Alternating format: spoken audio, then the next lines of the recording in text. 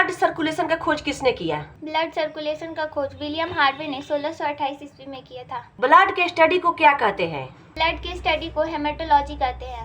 Blood हमारे वजन का कितना प्रतिशत होता है? ब्लड हमारे वजन का 7% होता है। कॉकरोच का ब्लड किसके कारण व्हाइट होता है? कॉकरोच का ब्लड हीमोलिफ के कारण व्हाइट होता है। ऑक्टोपस का ब्लड किसके कारण व्हाइट होता है? ऑक्टोपस का ब्लड हीमोसाइनिन के कारण ब्लू होता है।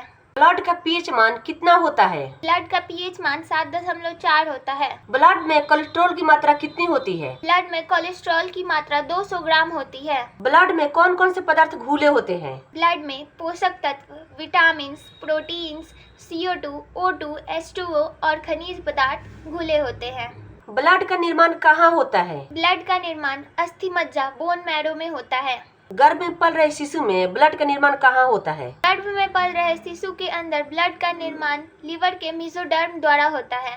ब्लड के कितने भाग होते हैं? ब्लड के 2 भाग होते हैं, तरल भाग तथा ठोस भाग। प्लाज्मा किसे कहते हैं? प्लाज्मा यह ब्लड का तरल भाग होता है जो कुल रक्त का 55% होता है।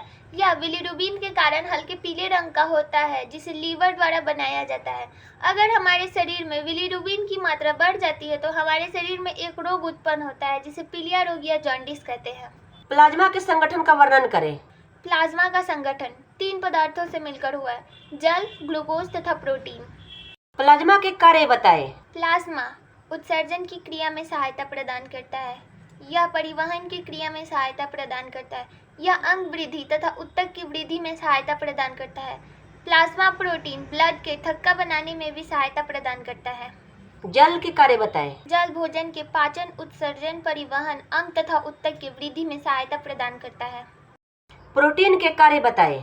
प्रोटीन का सबसे प्रमुख भाग फाइब्रिनोजिन होता है जो ब्लड को जमाने में सबसे अधिक सहायता प्रदान करता है। ग्लूकोज क्या है? ग्लूकोज हमारे शरीर में एटीपी के रूप में माइटोकॉन्ड्रिया में संचित रहता है, इसलिए माइटोकॉन्ड्रिया को पावर हाउस भी कहते हैं।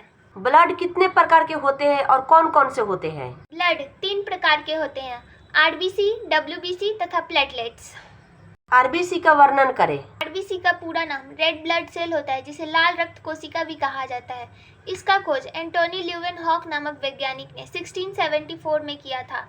इसका जीवन काल 90 से 120 दिनों का होता है तथा इसका दूसरा नाम इरिथ्रोसाइट्स भी होता है। डब्ल्यूबीसी का वर्णन करें।